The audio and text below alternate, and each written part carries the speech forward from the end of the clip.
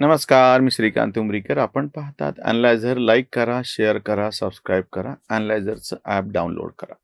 26 November हा संविधान दिन आणि त्या निमित्तानं जे कायमस्वरूपी हातामध्ये ते संविधानाचं छोटं पॉकेटबुक धरून संविधान खतरे में नावाची बोंब करतात, त्यांचे सगळं समर्थन करणारे लिब्रांडू आणि आता प्रत्यक्ष संविधानिक मार्गाने या सगळ्या नगरपालिका नगरपंचायतांच्या निवडणुका होत आहेत. 1-2 नाही, 286 संख्या आहे ती सगळी.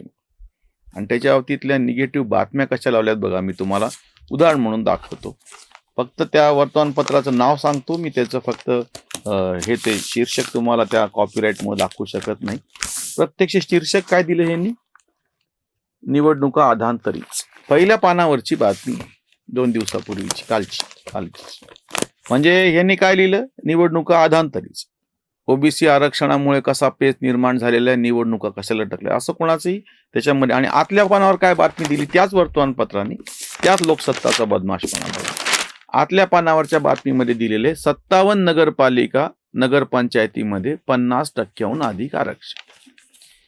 आता मी तुम्हाला भानगड सांगतो ही काय ते. म्हणजे ह्यांचं सगळ्यात ठरून निगेटिव्ह कसं चालतं. एकीकडं संविधान खतरे में म्हणायचं, संविधान बचाव म्हणायचं, हातात संविधान घेऊन मिरवायचं. ते राहुल गांधी त्यांचे सगळे पंटर, त्यांचे समर्थन करणारे हे लिब्रांडू बदमाश पत्रकार. वैचारिक भ्रष्टपणा बघा. एकूण 286 जागी निवडणुका होत आहेत, नगरपालिका आणि नगरपंचायत मिळून. त्याच्यातल्या 57 ठिकाणचा प्रश्न, म्हणजे जेमतेम 20%.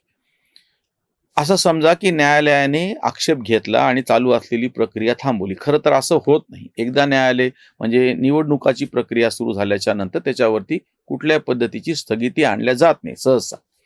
प्रत्यक्षात काय होईल आता 2 दिवसांनी जेव्हा ती सुनावणी आहे तेव्हा कळेल ती गोष्ट. इतके उपर सुद्धा न्यायालयाने या 57 नगरपालिका नगरपंचायतीमध्ये 50%पेक्षा जास्त आरक्षण झालेलं आहे म्हणून जर तिथली निवडणूक रद्दबादल केली तरी ती फक्त 57% ह्याच्यातली होईल, नगरपालिका नगरपंचायतीमधली.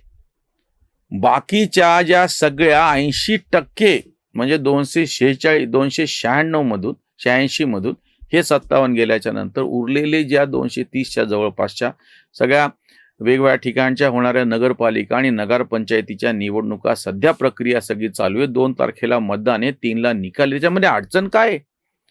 बहुतांश ठिकाणी ही सगळी प्रक्रिया अतिशय शांत पद्धतीनं पार पडलेली आहे.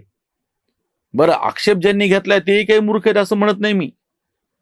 त्यांचा मुद्दा फार व्यवस्थित आहे की जर समजा आरक्षणाची मर्यादा 50% ओलांडली असं सर्वोच्च न्यायालयाचं म्हणणं आहे, पण ज्या भागामध्ये आदिवासी बहुल असे जे भाग आहेत, ज्या ठिकाणी SC STचं आरक्षण जास्त आहे, मग ते आरक्षण जास्त आहे म्हटल्याच्या नंतर त्याच्यामुळे 50%च्या आतमध्ये ते बसवायचं तर ओबीसींना आरक्षण उरत नाही.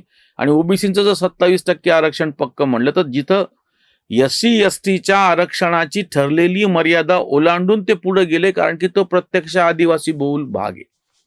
मग त्याच्यामध्ये अधिकचं हे 27चं आरक्षण घेतल्याच्या नंतर ती 50%ची मर्यादा ओलांडली जाते. पण त्याला करता यासाठी काही येत नाही की तितकं त्या ठिकाणी SC ST पॉप्युलेशन आहे. आता हा एक तांत्रिक मुद्दा आणि त्या 57 नगरपालिका आणि नगरपंचायतीच्या बाबतीमधला काहीतरी निर्णय होईलही. मला त्याच्याबद्दल नाही बोलायचं काय. म्हणून म्हणलं की त्या ठिकाणी लोकसंख्या जास्त आहे आदिवासींची, STची, ट्राईब्सची.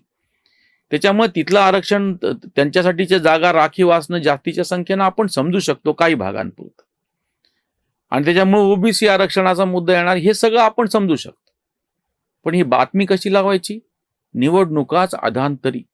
पहिल्या पानावरती तुम्ही देऊन मोकळे आणि आतल्या पानावर छोटंसं सांगायचं की 57 नगरपालिका आणि नगर पंचायतमध्ये हा प्रश्न आहे. काय मानसिकता ही? किंवा जेव्हा त्या ठिकाणी न्यायाधीशांनी जी वक्तव्य निरीक्षण नोंदवलेली आहेत की ही प्रक्रिया चालू आहे, आम्हाला बारकावीनं पाहावं लागेल, पण सध्या असलेली प्रक्रिया रोखता येणार नाही. आणि पुढचं एक वाक्य कारण नसताना खोडसाळपणे टाकलेलं आहे. आता प्रक्रिया चालू द्या, पण तसं काय झालं त्याच्यावरती आम्हाला काय म्हणता येईल आक्षेप घ्यावा लागेल. कशासाठी वाक्य टाकायचे? जी सध्याची चालू असलेल्या प्रक्रियेला खीळ का पाडायची, खीळ का घालायची? म्हणजे एकीकडे संविधान बचाव म्हणायचं, लोकशाहीच्या मार्गाने संविधानिक मार्गाने सगळी प्रक्रिया पूर्ण झालेली, निवडणुका जाहीर झाल्या, अर्ज भरायची तारीख, मागं घ्यायची तारीख, चिन्ह वाटप, सगळ्या प्रक्रिया पूर्ण झाल्याच्या नंतर 225च्या जवळपास नगरपालिका आणि नगरपंचायतमध्ये काहीही अडचण नसताना बातम्या मात्र अशा निगेटिव्ह लावायच्या, नकारात्मक लावायच्या. आम्ही कालच व्हिडिओ केलाय त्या हिडमाच्या बाबतीतला, तसंच प्रकारे हा. त्याला पर्यावरणवादी कसं म्हणायचं? आणि ते जे कोणी अक्षरशः निदर्शनं करणारे 2, 4, 5 पण नाहीयेत ते JNU मधले पोरं पोरी, त्यांच्या बातम्या मोठ्या करायच्या, त्यांच्या फोटो मोठे करायचे, लगे त्या हिडमाला कसं पर्यावरणवादी म्हणून दाखवायचं, किंवा त्या शस्त्रसंधीसाठी 15 फेब्रुवारीपर्यंत वेळ द्या. अरे 31 मार्चपर्यंत दिलेली आहे, आणि तेही त्यांना शस्त्र खाली टाकायला सांगितलेलं आहे, शरण यायला सांगितलेलं आहे. या काळामध्ये जी कारवाई चालू आहे गृह विभागाची, सुरक्षा दलांची, सैनिक पातळीवरती, ती बंद नाही पडणार. पण बातम्या कशा लावायच्या ट्विस्टेड करू, शस्त्रसंधी करा, बोलणी करा नक्षलवाद्यांशी. आणि इकडं काय करायचं, ज्या या सगळ्या काळामध्ये म्हणजे अक्षरशः त्या आदिवासी बहुल असलेल्या भागामध्ये सुद्धा नगरपालिकेच्या निवडणुका चालू आहेत, लोकशाहीची प्रक्रिया चालू आहे. त्या ठिकाणी मतदान कसं सुरळीत पार पडेल यासाठी सगळी यंत्रणा कामाला लागलेली आहे. आणि त्याच काळामध्ये हे मात्र अशा पद्धतीच्या बातम्या देऊन सर्वसामान्य लोकांची, मतदारांची दिशाभूल करायला, ही जी मानसिकता आहे ना, ही जी विकृती होऊन बसलेली आहे ना, म्हणजे पक्ष राहिला बाजूला. आम्ही नेहमी ते उदाहरण देतो की गंगाळात आंघोळ झाल्याच्या नंतर पाणी फेकून देताना त्याच्यातलं बाळ फेकून द्यावं, तसं भाजप, मोदी, संघ, अमित शहा यांचा विरोध करता करता हे तुम्ही देशद्रोही होऊन बसलेले आहेत. 26 नोव्हेंबर संविधान दिन तुम्ही साजरा करता, तेव्हा संविधानाच्या नावानं छाती बडून घेता आणि संविधानिक प्रक्रियेप्रमाणे निवडणुका चालू आहेत आणि त्याच्या बाबतीमध्ये अशा निगेटिव्ह बातम्या लावायच्या. बरं, आम्ही यापूर्वी सुद्धा अगदी जेव्हा या स्थानिक स्वराज्य संस्थांची कुणबुण सुरू झाली होती, कुजबूज सुरू झाली होती, अधिकृतरित्या काही जाहीर झालेलं नव्हतं, तेव्हा सुद्धा व्हिडिओ केलेला आहे की या सगळ्या निवडणुका ह्या सत्ताधाऱ्यांच्या बाजूनच असतात. निवडून कोणीही येवो त्याला सत्तेच्या दारात जाऊन बसावंच लागतं, सत्ताधाऱ्यांच्या पायाशी बसावंच लागतं, कारण की त्याशिवाय त्याच्या स्थानिक स्वराज्य संस्थेला निधी मिळत नाही. निधी मिळत नाही ते यांचे जे काही बाकीचे स्वार्थ अडकलेले आहेत ते होत नाहीत, साधल्या जात नाहीत. त्यामुळे हे अपरिहार्य आहे. 100 जागा भारतीय जनता पक्षाने बिनविरोध निवडून आणल्या महाराष्ट्रामध्ये, 2 नगरपालिका बिनविरोध निवडून आणल्या. त्याचं कारण काय आहे? काय भाजप फार लोकप्रिय पक्ष आहे आणि भाजपकडं फार काही निष्ठावान कार्यकर्ते, वैचारिक भूमिका आहे, असा नाही मुद्दा तो. स्थानिक स्वराज्य संस्थांमध्ये आज या ठिकाणी दुसऱ्याला प्रत्यक्ष निवडून येऊन करायचं काय, ही अडचण आहे ना. आता निवडणुकीला पैसा खर्च करा, विजयाची खात्री नाही, आणि विजय जरी झालं तरी सत्ताधाऱ्यांच्या पायाशी बसणं आहे. त्याच्यामुळे ज्या कुठल्या कार्यकर्त्याला जी काही थोडीफार त्याच्यामध्ये ऊर्जा आहे, चळवळ करायची आहे, त्याच्या आहे, तो सरळ सत्ताधाऱ्यांकडे चाललेला आहे आधीच. आणि हे विरोधकांचं दुःख नाही. या सगळ्या निगेटिव्ह बातम्या लावण्यामध्ये ही जी मानसिकता आहे ना, कारण की यांना आधी काय बोंब केली माहिती का, की निवडणुका का होत नाही, जेव्हा की हा सगळा आरक्षणाचा तिढा जाऊन तिथं अडकून बसलेला होता. ओबीसीचं आरक्षण किती असावं, ते दिलं तर 50%ची मर्यादा ओलांडणार, 50%ची मर्यादा ओलांडली की परत अडचण होऊन बसणार. या सगळ्यामुळं, कोर्टबाजीमुळं ह्या लांबलेल्या होत्या निवडणुका.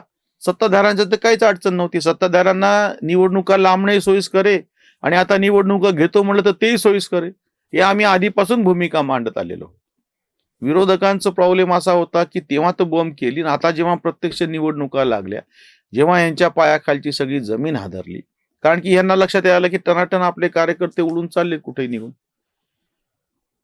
हे जे सगळा घोळ ह्या सत्ताच यांनीच करून ठेवलेला आहे, विरोधकांनीच. हे जेव्हा सत्तेवरती होते तेव्हा स्थानिक स्वराज्य संस्था बळकट करण्याच्या ऐवजी सगळ्यांनी त्या पंग करून टाकल्या. त्याचा फायदा आताचे सत्ताधारी घ्यायला लागले. एकेकाळच्या ह्या सगळ्या स्थानिक स्वराज्य संस्था, तिथलं जकात कर आणि असंख्य गोष्टीमुळे त्या थोड्याफार पूर्ण होत्या. नंतरच्या काळामध्ये ते सगळं गेल्याच्या नंतर ह्या सगळ्या स्थानिक स्वराज्य संस्था ह्या पंगू होऊन बसलेल्या आहेत. आताच्या सगळ्या निवडणुका त्यामुळेच पूर्णपणे सत्ताधाऱ्यांच्या, काय म्हणता येईल त्याला, त्यांच्या सगळ्या वळचणीला जाऊन बसलेल्या आहेत, सत्ताधाऱ्यांच्या सोयीच्या होऊन बसलेल्या आहेत. हे कळल्याच्या नंतर आत्ता म्हणजे 4 दिवसांनी मतदान होणार आहे, त्या तोंडावरती आता हे अशा बातम्या लावा लागलेत, संभ्रम तयार करायला लागलेत. खरं तर ज्या ठिकाणी म्हणलं ना की 50%चीच फक्त मर्यादा आहे ती पाळल्या गेलेली आहे, त्याच्यापेक्षा जास्त काही झालेलं नाही, त्या ठिकाणी काहीच अडचण नाहीये.